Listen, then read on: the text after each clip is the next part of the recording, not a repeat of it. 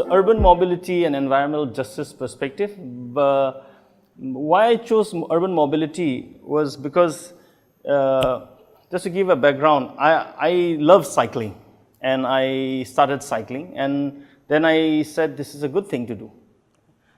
Then I started as an activist.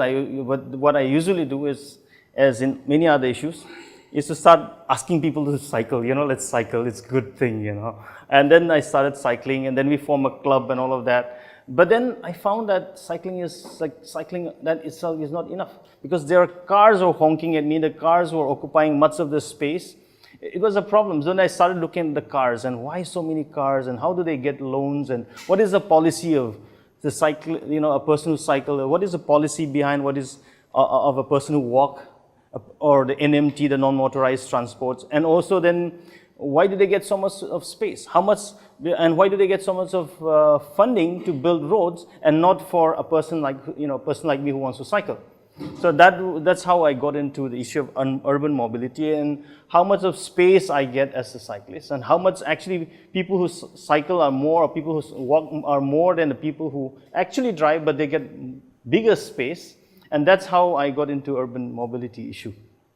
Not my main area, but nevertheless I thought it's important, because we're looking at urban issues. And last year when the urban UAS was taken up, this was not there. So I thought maybe this time some reflections can happen, because in my place where I come from, which is Imphal, people complain about, a lot of people die because they're hit by cars. But this issue has not been addressed or even discussed, even at the environmental groups, NGO groups. So students die, old people die, because the space is now, the roads that we have, the road space that we have, not inside this campus, but outside the campus, this is a nice space. This is really a protected space. But outside the campus, the road is not accessible by all people. It's not meant for all people. It's not democratic. It's not meant for people who are blind.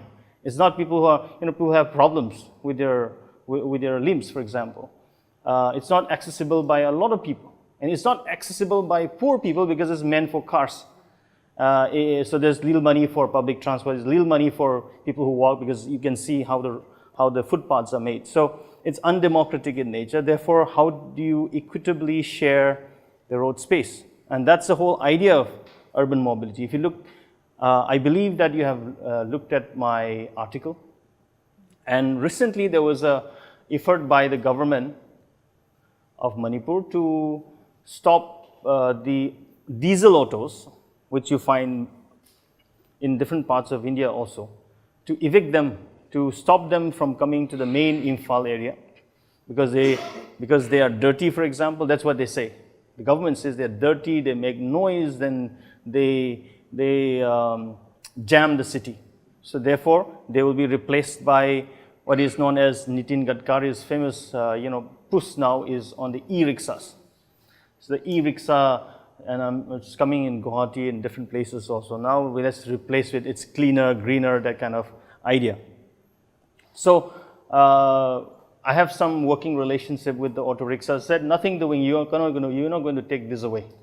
The auto rickshaws, diesel auto rickshaws are much better, much cleaner, much greener than the car. So that's my position in the article. If you've seen it, if you've read it, if you have any argument on that, I would love to, kind of engage that, because similar debate, it is not just about Imphal.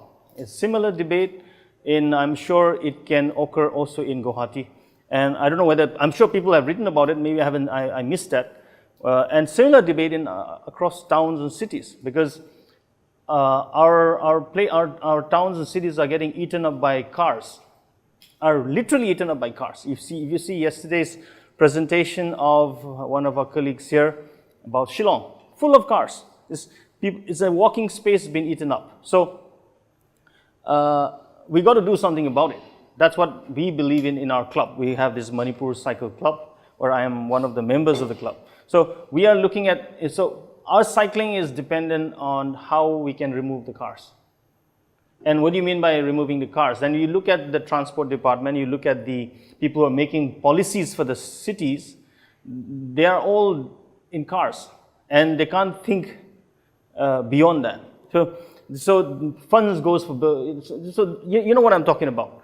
So the environmental justice perspective is about how people who do not own cars, people who people who cycle, people who walk, who are greater in number, how do you have better amount of fund meant for them? If 90% are walking and cycling, and if only and the data shows that is less than 10% of the Imphal population has cars, but 90% of the money goes to them for the cars, for making roads. So there needs an equity in that, in policies and in projects. That is what my emphasis will be. I think later on, I'm not going to be touching on the Asian highway, but it'll come up. I'm sure it's going to come up in a later discussion on what it means in terms of trade and others. One of the important things when we look at environmental justice is that we don't see issue of waste, for example, or issue of food access, or issue of electricity, just by that phenomenon. We have to understand that in both historical, economic, social, political complexities. So it is not meaningful to just look at that phenomenon and try to understand and solve that problem alone in that phenomenon. You have to go back. So you have to go back to, as I was saying, as Susan George was saying, then how do you, over the years, privilege the rich, privilege the already privileged, and that's something that you need to create mind in understanding the things that you're doing. But also, I thought maybe next, this is a data that comes, and I think it's very stark reality. This is from an article by P. Sainath, and these are reliable data as what he says, also Government of India, and a couple of analyses that has come from global reports on how in India, is an Indian picture of how top 1% owns 58% of the household wealth. And this is not just one time event, it has been happening over the years, and as we have reached to this stage where 1% owns 58%. 10%, top 10% of the population owns more than 80% of our wealth. They have it, they grab it, and some of them have fled. Bottom 10% owns nothing. In fact, they are in debt. Minus 0.7. They own nothing. In fact, they are in debt, great debt. Bottom 20%, 0.2%. Bottom 30% of the population, 0.5. So if you add all of them together, they own nothing. 30% of the population own nothing. This is minus it. Minus 7, 0.2, 0.5, they own nothing. So, and report says that, and many people celebrate, that India has now one of the most number of billionaires. Most number of millionaires and billionaires. They have 53 billionaires in 2017. I think in 2014, it was some less than 21, 22 billionaires. So it has gone up. So you can imagine, now you can see where this 1% is. But the fact of the matter is, I think, and this picture, I think it's maybe at the state level. At the state level, this will not be very different in the sense that, like even if a poor state like Manipur, the rich are very rich. Nagaland, for example, Mizoram, for example, the rich are so rich, but the poor are, in Manipur, nearly 50% of the population are under poverty line, below poverty line, less than, as they define it, less than $2 a day. And that's where the situation is. So we have a lot of conflict. We are working with the street vendors, for example. We're working with the fishing community. And a survey of the fishing community in Loktak, from 1 lakh to 2 lakh, each family are in debt. And when the government tried to burn their house down, the floating houses, I know whether you might have encountered in some of your newspapers and all that, we have seen how they defended their homes. Whether it's life and death, they will defend their homes, and the government come with the police and burning down those houses. They were in 1-2 lakhs debt, and they have to survive. When governments in Imphal, the police in Imphal, they're chasing away street vendors. They earn like 100 rupees, 150 rupees a day, or even less, and in fact they'll earn nothing. They lose money on the day. When police chase and destroy their foods, what they sell, whatever little vegetables they're selling, they have to fight back. And recently, last week, just before I came, a day before I came here, there was a big fight in the streets in the women market, and where he was working, he was making a presentation yesterday. The people who are in vendors who are licensed and the non-licensed, which is about 10,000 in population, the street vendors. Morning, afternoon, night, they sell, they come out on the streets and sell. And they're there just to survive. And they're fighting back. Because the only way to survive is to fight back. They sit in the rain, they sit in the heat, they sit in the dust, and they're fighting back. And I think that's where our energy must go. I'm not saying research, but we have to understand where things have come from. How did we land up in this situation where you have one person who owns almost 50% of your wealth, and there are 30% who owns nothing. And unless we, I think, use our energy to change this, brings justice, you cannot do anything about your waste problem unless the environmental justice perspective says that unless you understand, unless you address social justice, you will not be able to address your waste problem, your pollution problem, your traffic problem.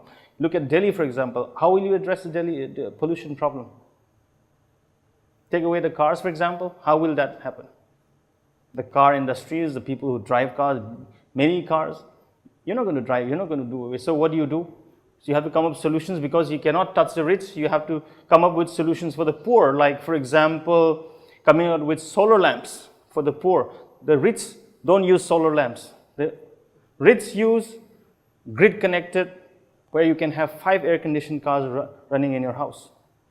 The solar lamps are for the poor. I'm just provoking your minds. Sorry, next. If you look at the water policies, if you look at the energy policies, or if you look at the transport policies, if you look at the waste policies, if you look at education, health, food, it's all privileging. It's a system for inequality.